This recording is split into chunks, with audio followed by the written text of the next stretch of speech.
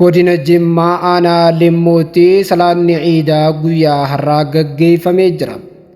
Namni tokko fuula feesbuuka isaa irraa Qamar kan jedhamu akka dubbatetti salaata ciidaa raawwannee jirra alhamdulillaahi jechuudhaan fuula feesbuukii isaa irratti kan maxxanse namoota baay'eedhaan ilaalameera.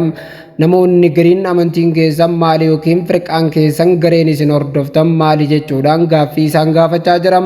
Gareen salaata ciidaa guyyaa boruu gaggeeffamuuf deemu har'a gaggeessite maal akka ta'e namoonni baay'een gaaffiitti ta'aa jira.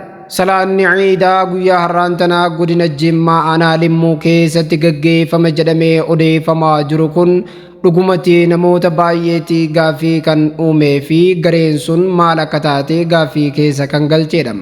Ummanni Islaamaa addunyaa irratti argamu martinuu salaata Ciidul Adhaa yookiin Ciida Arafaa guyyaa boruu kan gaggeessudha.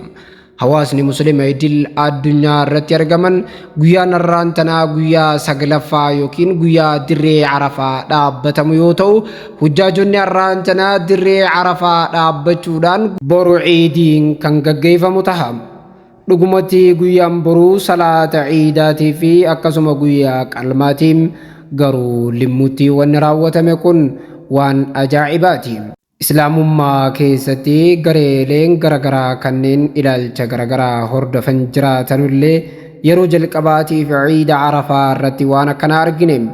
Ciida al-Fixrii yookiin ciida soomanaa irratti yeroo hedduu namoonni baay'een yookaan biyyoonni garaagaraa ciida guyyaa garaagaraa godhuun ni mul'ata.